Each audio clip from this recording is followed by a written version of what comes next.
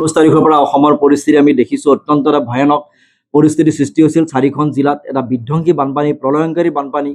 এটা প্ৰলয় এইটো প্ৰাকৃতিক দুৰ্যোগ বা এটা প্ৰলয় বুলি সকলোৱে ইতিমধ্যে স্বীকাৰ কৰি লৈছে আৰু তাৰ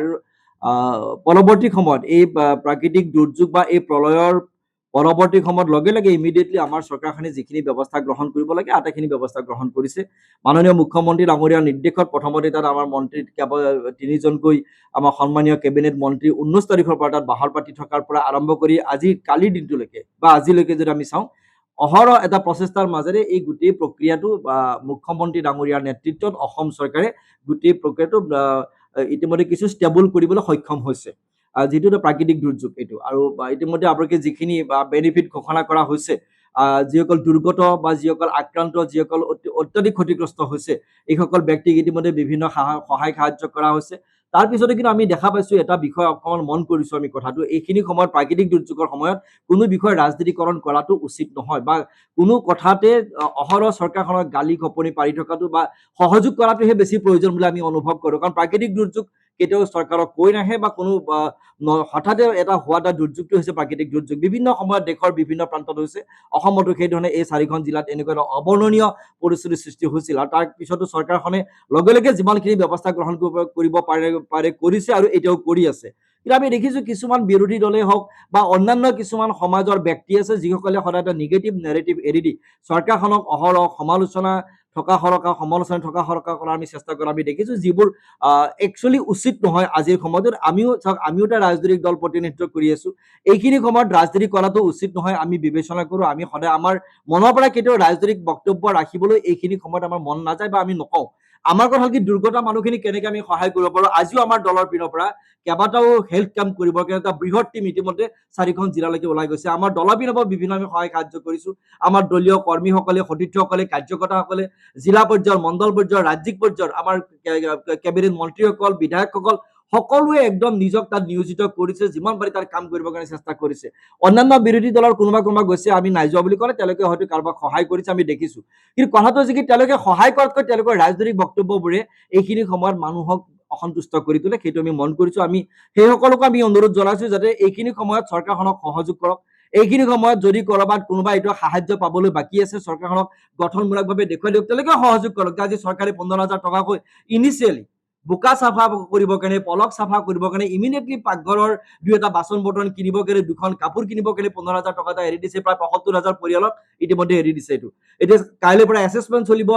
একদম স্থায়ী ক্ষয়ক্ষতিৰ কাৰণে কিমান আমি সাহায্য দিব পাৰোঁ কেন্দ্ৰীয় চৰকাৰৰ পৰা কিদৰে সাহায্য দিব ইতিমধ্যে কেন্দ্ৰীয় টীম সেইদিনাৰ 19 তাৰিখৰ পিছতে ইমিডিয়েটলি কেন্দ্ৰীয় টীম আহি তাত এতিয়া বাহৰ পাতিছে 4খন জিলা ভ্ৰমণ কৰিছে আগতে বানপানী হ'লে অসমত কেন্দ্ৰীয় চৰকাৰৰ পৰা দল আহে 3 মাহ পিছত 4 মাহ পিছত এইবাৰ অসমত বানপানী হৈছে প্ৰলয় হৈছে প্ৰলয়ংকাৰী বানপানী হৈছে লগে লগে কেন্দ্ৰীয় টীমে দেখিছে যে অসমত ইমানখিনি ক্ষয়ক্ষতি হ'বলৈ পাৰে এয়া সম্ভৱ হৈছে একমাত্ৰ মাননীয় মুখ্যমন্ত্ৰী ডক্টৰ হিমন্ত বিশ্ব শৰ্মা ডাঙৰীয়াৰ এয়া বলিষ্ঠ পদক্ষেপৰ কাৰণে কেন্দ্ৰীয় টীমে সেই তাত চাইছে সেইদিনা আমাৰ কেন্দ্ৰীয় সন্মানীয় মন্ত্ৰী JP নাড্ডা ডাঙৰীয়া আহি গৈছে মুখ্যমন্ত্ৰী ডাঙৰীয়া অহৰহ তাত বাহৰ পাতিছে গৈছে মানুহৰ কথা পাতিছে যে আমি নিশ্চিত আমাৰ দলৰ পিনৰ পৰা যিমানখিনি পাৰে আমাৰ সহযোগ কৰিছে আমিও নিশ্চিত যে এই মানুহখিনিক যিমানখিনি পাৰে চাওক এতিয়া ইমান বেছি ক্ষতি হৈছে যে কোনোবা সাহায্য দি এই ক্ষতিটো মোকাবিলা কৰাটো যে সম্ভৱ নহয় কিমানলৈকে আপুনি দিব কথাটো তেনেকুৱা যে কোনো পইচাৰে এই ক্ষতি তুলনা কৰিব নোৱাৰে সাধাৰণতে যিমান ক্ষতি হৈছে মানুহৰ যিমান ক্ষতি হৈছে কোনো পইচাৰে টকা পইচাৰে এই ক্ষতিটোক আমি তুলনা কৰিব কোনোপধ্যেই নোৱাৰো তৎসত্ত্বেও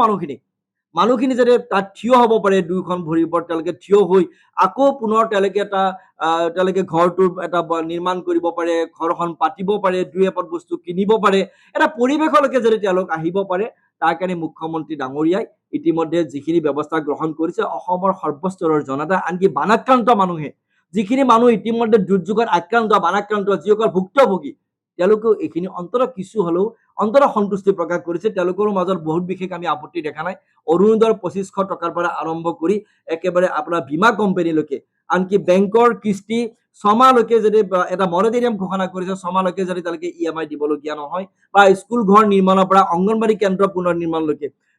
পাঠ্যপুথি যোগানৰ পৰা সকলো বিষয়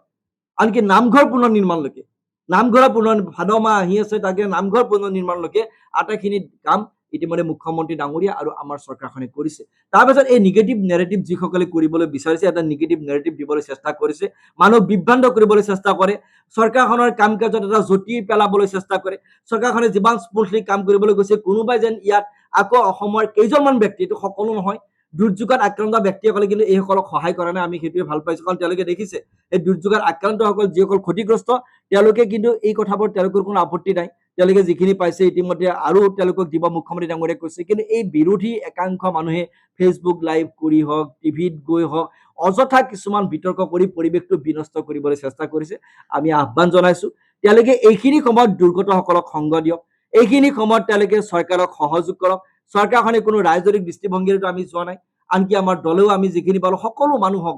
তাত কোনো দল মত ধৰ্ম বৰ্ণ